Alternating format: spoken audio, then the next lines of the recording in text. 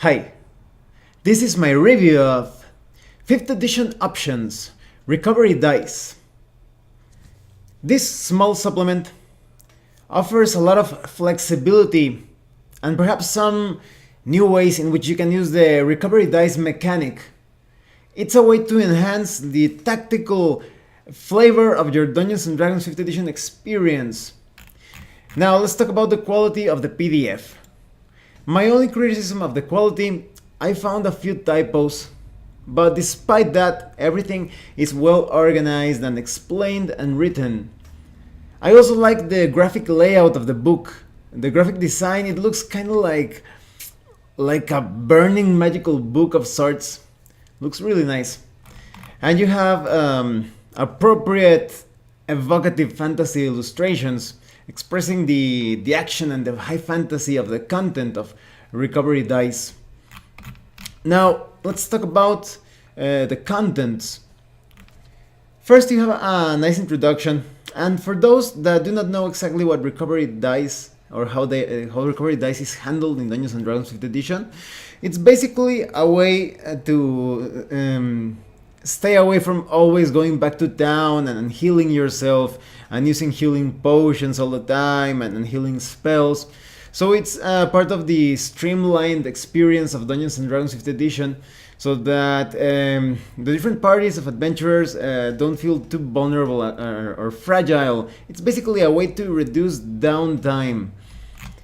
So with recovery dice options, they take this concept and it kind of feels like if recovery dice were to be like a closed fan, they go like this, they open it and they give you so many ways in which you can play around with recovery dice, not just using recovery dice as a sort of like a healing element, but also a way to save your life depending on different situations, perhaps in combat, and giving you opportunities to describe what your character is doing during a particular attack or taking cover and such. So the book contains a lot of tips on how to handle these options. There is a lot of freedom and flexibility as to how you can use them. The book invites you to come up with your own ways on how to tweak the recovery dice mechanic, so you can use these fit-like elements. That this is a different way of spending the recovery dice resource, and we will get into that in a few minutes. So the book basically gives you a choice. Do you want to use your dice to heal yourself, or do you want to affect some event or action through them? So this, as I was telling you, this adds tactical depth. Now the players are going to be thinking if it's actually worth it to carry out a specific action. Some of these ways in which you can use the recovery dice are specific to perhaps races or classes, but some are general. You can basically use them regardless of those factors. They also give you tips on how to track recovery dice and how to integrate this new way of employing this mechanic in a narrative style. So maybe you want to describe some really epic or heroic action that your character is carrying out while employing these new ways of using recovery dice. Because, for example, maybe you offer a prayer to your deity, drawing upon your faith to keep you going. Or maybe you summon the last spark of energy from your dwindling reserves, allowing you to push on. Or maybe raw primal emotion pushes you beyond the limits of human endurance. So this is a really nice way of not only affecting gameplay, but also giving you a chance to develop the heroic nature of your character, or perhaps your villainous nature. Now let's talk about some of the ways that you can use recovery dice. This is basically like a trade-off. You will encounter different situations in which you are given the opportunity to either heal yourself or use any of these options. So just take a look at these interesting alternatives. Maybe you want to employ Agile Dodge. When you suffer a critical hit, you can expend a recovery die. Subtract the amount rolled from the die from the damage. Roll and die from the damage. So this is basically a way to employ damage reduction. Is going to be really nice for those characters that want to be lightly armored.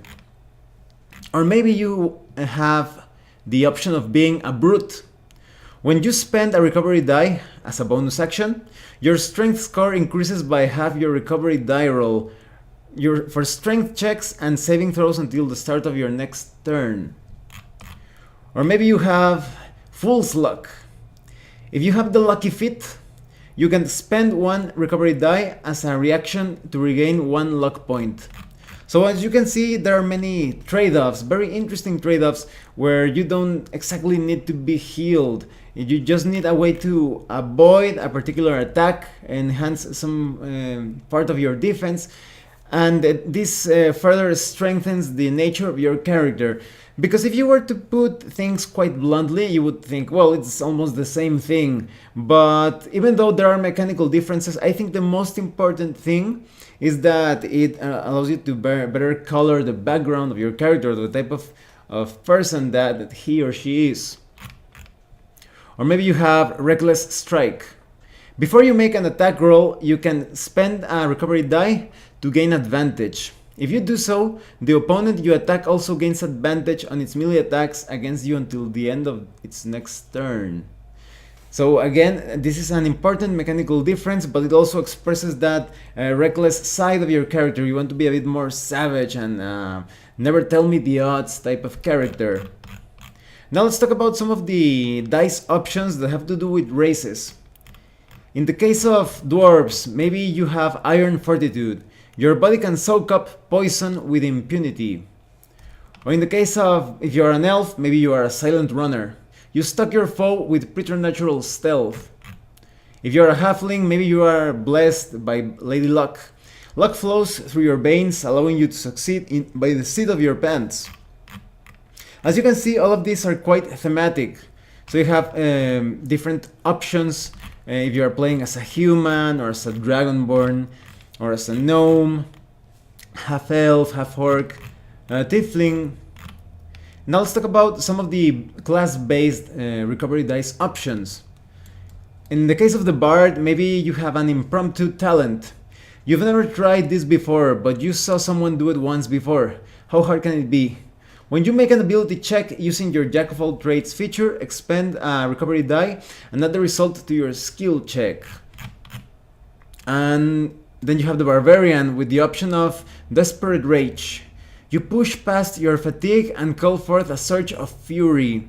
So you can spend one recovery die to regain the use of one of your rages for the day. Again, we can see those important mechanical differences, but that further enhance, in this case, the character of each class, that is the essence or nature of each class. Or for example, in the case of the Druid, we have Enduring Form. You remain in your beast form, ignoring the strain it places on your body. And so far you have options for all of the different classes. You could even have a Guardian Angel in the case of the Paladin. Someone up there likes you. As a reaction, you can expend a recovery die to counter an enemy's advantage against you. This option only allows you to counter advantage. You cannot impose disadvantage. There are many different options, so you will never feel like a class is left out of these recovery dice options.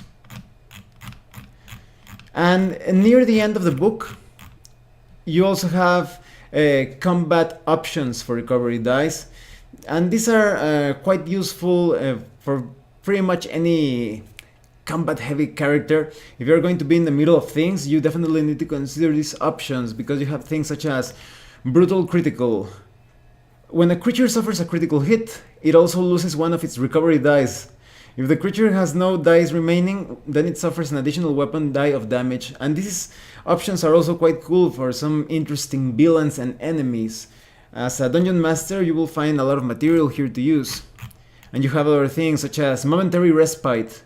When you expend recovery dice, you gain the result of the die roll plus your constitution modifier in temporary hit points rather than normal hit points.